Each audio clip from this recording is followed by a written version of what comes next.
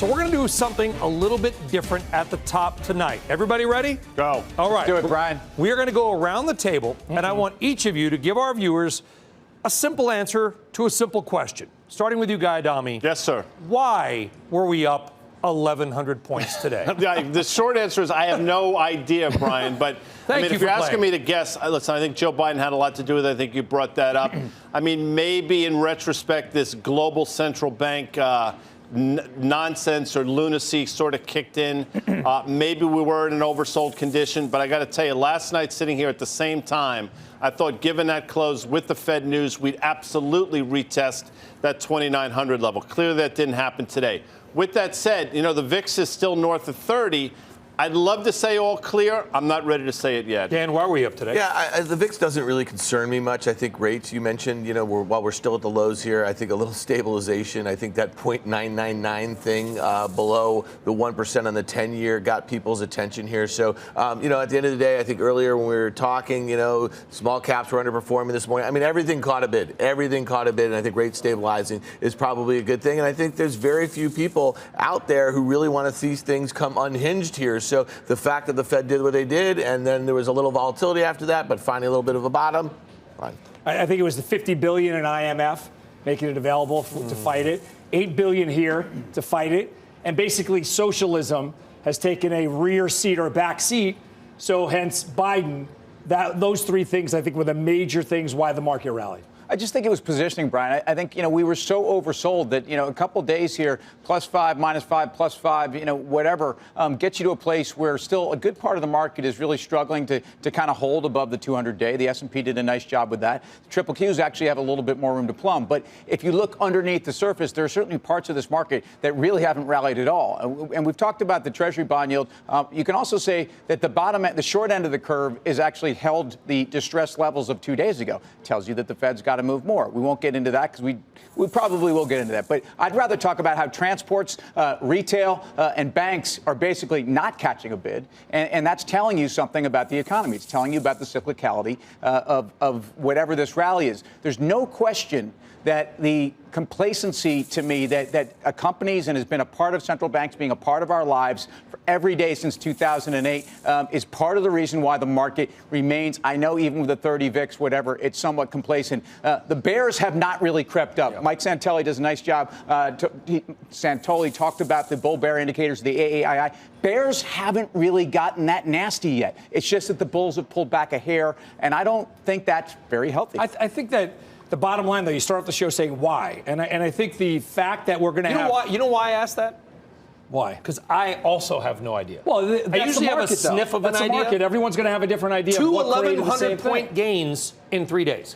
So you did have the airline CEOs in the White House. Those were the first ones to take off today. That was that last leg higher in the overall market. So when you watch those two things happen, everyone wants to jump on board because they think there's a bottom forming. And that's what I think you saw today. It's interesting. And Steve mentions a $50 billion in it. He's right. But how much money, schools are, this is not me speaking out of school. Schools are closing. People are not traveling. I have conferences I'm supposed to go to that have been canceled. It's not just me. So, again, I don't know that money is the cure for this. Now, the market might think so, but I do think, and I'm not trying to be hyperbolic here, but I do think more bad news is in store in terms of what it means fiscally to this country. But I think fiscally is the most important word that you just used there, because this is really not a health crisis. It's turned into a financial crisis. That's really what's going on here. If you think about just the toll of just contaminated people and how many people are dying, and even if it's a 3.4% mortality rate, we're talking about tiny numbers on a planet of 7 billion people. So to me, the issue really is, and we talked a lot about this last night because we were talking about what does the 50 basis point cut really mean. What it means is, and to Steve's point, you got the IMF, everybody's getting on board here, and at least you have a backstop initially for what is a brewing financial crisis. But I think you're right. This is not about the death toll, because I think no matter how you slice it, we're going to find out more people have it and more people are asymptomatic. Yeah, so that's going to create. Get it? We're not doctors. It's just about the shutting down I'm just following the facts. I'm just following it like every other market participant. So it is having an effect on the overall economy. That's the bad side of it. But what happens is when people sit there and trade, they trade like this was Ebola. They trade like this was the Black Plague, and it's not. Hold on, but I want to go back to what you said earlier, Steve. I could say today was the Biden bounce, if you want to call it that, because of what happened last night. But that wouldn't explain Monday.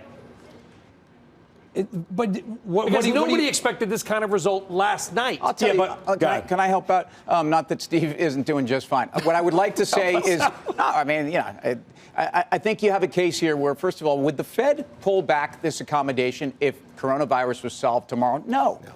And that's the scary thing, but that's exactly what the market loves. So you want to know why the market at least has found some ability to kind of, find some middle ground. And I don't think equities get away from us here. I think you have a dynamic where we are dealing with the reality of slower growth. And it's not recession. It's slower growth and it's lower earnings, whatever happens to the economy. But you can't tell me we don't come out of this in a world where there's more challenges to global growth. And I realize every central bank, possibly every government, although we don't know, are going to be throwing whatever they can at it. Yeah, but it's really interesting. I was watching the halftime report today, and there was two strategists tripping over each other to kind of one up the other's 3,400 target in the S&P 500. And the equation was, well, if I'm trying to get to 4, it could be 8 minus 4 gets me to 4. They were talking about how the back half of this thing is going to be loaded, and that's how we get back up to the prior highs in the S&P 500. I just don't see it. I don't know how. If you think about last year, consensus for S&P earnings was about 177 or 178. It's going to come in at 163 or 164 for 2019. This year was the same thing. Yeah. They were expecting 177.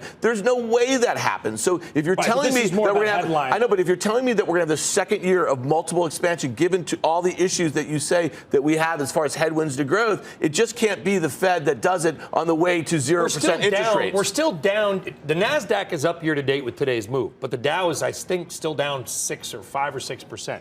It's not like we've had a good 2020 from a market perspective. We're 2 months, respectfully. I mean, this is March, whatever it is. So you don't do it respectfully. We just go at it. Non-respectfully.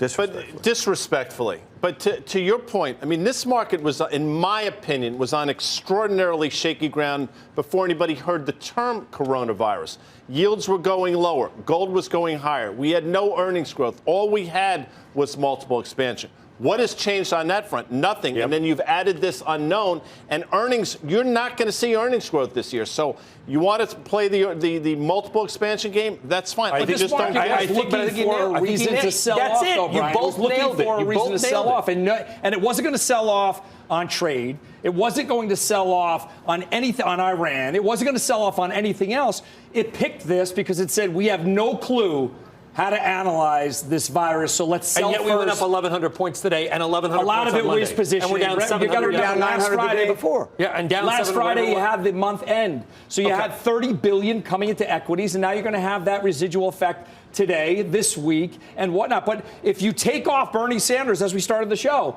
that lets people breathe a whole lot easier when it looks not off.